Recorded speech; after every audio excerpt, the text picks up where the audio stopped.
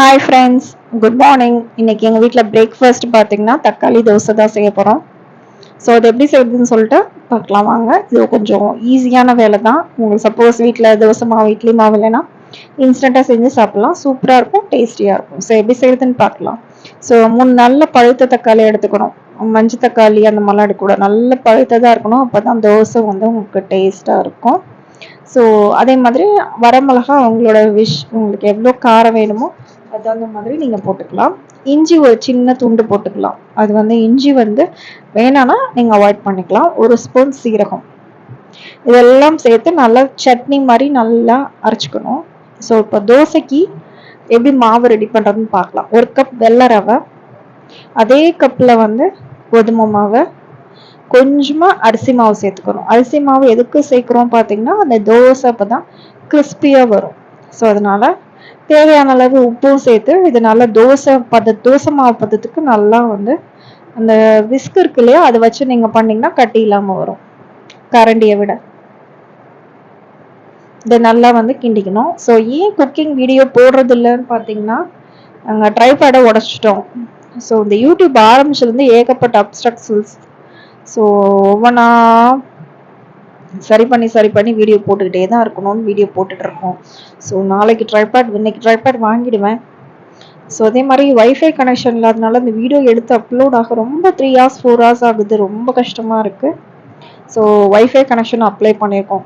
So அதுவும் வந்துருச்சுன்னா கண்டினியூஸாக உங்களுக்கு பேக் டு பேக் வீடியோஸ் வரும். ஸோ ட்ரைபேட் இல்லாததுனால இது கையில் தான் வீடியோ எடுக்கணும். ஸோ ஷேக் பண்ணாமல் தக்ஷி தான் சூப்பராக வீடியோ எடுத்தா. தக்ஷி தான் ஃபுல் சப்போர்ட் எனக்கு இதில்.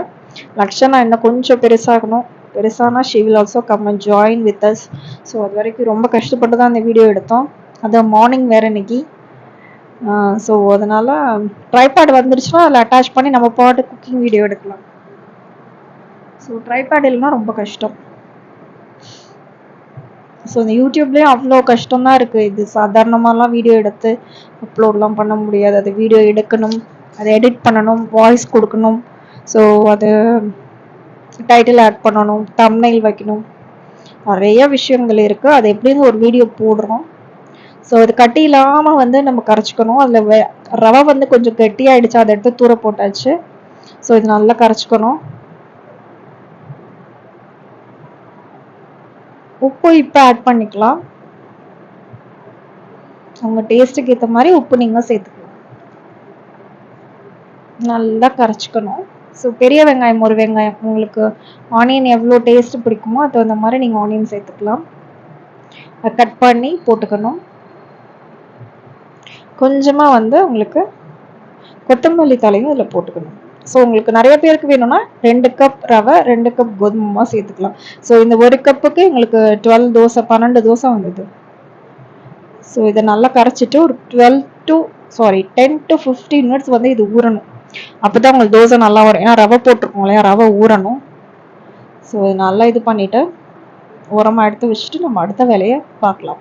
அடுத்த வேலை என்ன பார்த்தீங்கன்னா லஞ்ச் ரெசிபி. இன்னைக்கு வந்து எங்கள் வீட்டில் ரசம், மத்தியானம் சேப்பக்கிழங்கு. தக்ஷிக்கு ரொம்ப பிடிக்கும்.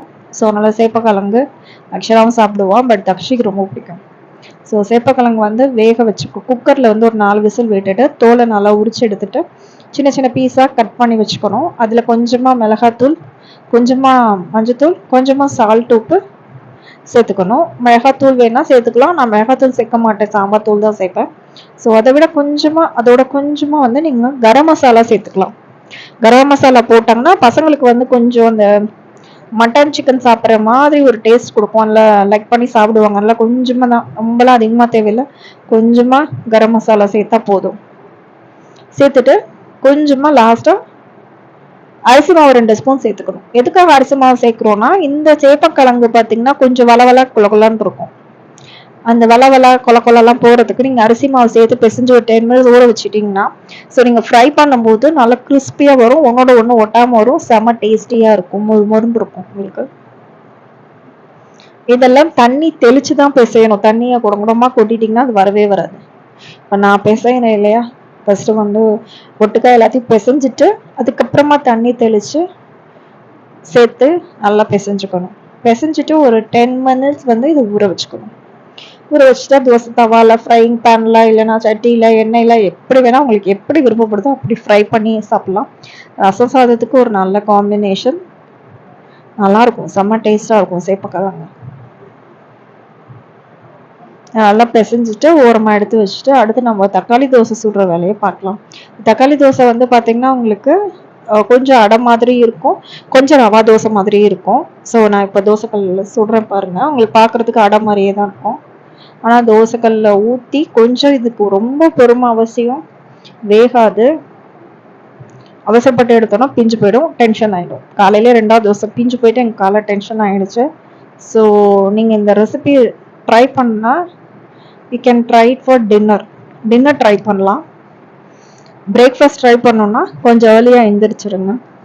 அப்போ தான் பொறுமையாக செய்யலாம். ஏன்னா அது வேகிறதுக்கு கொஞ்சம் தோசைக்கல்லில் ஒட்டிக்கிது, பிஞ்சுக்குது. ஏன்னா நம்ம கொஞ்சம் ரவா போட்டிருக்கோம் இல்லையா, அதெல்லாம் கொஞ்சம் ஒட்டாமல் வரணும்னா கொஞ்சம் பொறுமையாக சிம்மில் வச்சு வேக வச்சு எடுக்கணும். அதனால் கொஞ்சம் பொறுமை தான் தோசைக்கு வேணும். பொறுமையாக கொஞ்சம் தேங்காய் வேணால் தேங்காய் இதில் கட் பண்ணி போட்டுக்கலாம், இல்லை முருங்கைக்கீரை போட்டுக்கலாம். ஸோ அப்படி நல்லா தான் இருக்கும். செம்ம டேஸ்ட்டாக இருந்துச்சு அந்த தக்காளி சட்னி. அந்த தக்காளி, காரம், சீரகம், இஞ்சி ஃப்ளேவர் சூப்பராக இருந்தது. அடுத்து வந்து சேப்பக்கிழங்கு இந்த மாதிரி சட்டியில் ஒரு ஆயில் ஊற்றிட்டு அதில் சேப்பக்கிழங்கு ஃபுல்லாக போட்டுறணும். போட்டுட்டு ஒரு 5 மினிட்ஸ் அப்படியே விட்டுட்டிங்கன்னா இந்த மசாலாவெல்லாம் அதோட சேர்ந்துக்கும் சேப்பக்கிழங்கோட. அதுக்கப்புறம் அதை எடுத்து ஒரு ஃப்ரைங் பேன்லேயோ இல்லை தோசை தவாலையோ போட்டு ஃப்ரை பண்ணிக்கலாம். தோசை தவா இன்னைக்கு கொஞ்சம் பிஸியாக இருக்குது தோசையில், அதனால் ஃப்ரைங் பேனில் சேஞ்ச் பண்ணிப்பேன். இது பாருங்கள், நான் இது இப்படியே வச்சு ஒரு 5 மினிட்ஸ் வந்து கிண்ட மாட்டேன். அப்படியே வச்சுட்டு நம்ம ஃப்ரைங் பேனில் போடும்போது ஒரு கிண்டிட்டு அப்படியே போட்டோன்னா ஒட்டாமல் உதிரியாக வந்துடும். இப்போ தோசை வந்து ரெடி ஆகிடுச்சு. இப்போ நான் சொன்ன மாதிரி அந்த சேப்பக்கிழங்கை வந்து அதில் சேஞ்ச் பண்ணிட்டேன் ஃப்ரைங் பேனுக்கு. பாருங்கள், ஒன்றோட ஒன்று ஒட்டாமல் கிறிஸ்பியாக சூப்பராக வந்திருக்கு. ஸோ ரசம் சாதத்துக்கு சூப்பராக இருக்கும். அவங்களுக்கு லஞ்ச் ரெடி ஆகிடுச்சு. ஸோ எல்லோரும் மறக்காமல் சேனலை சப்ஸ்கிரைப் பண்ணுங்கள். லைக் பட்டனை ப்ரெஸ் பண்ணிங்கனாவே இந்த வீடியோ மற்றவங்களுக்கு ஷேர் ஆகும். So please keep on supporting us. Thank you for watching.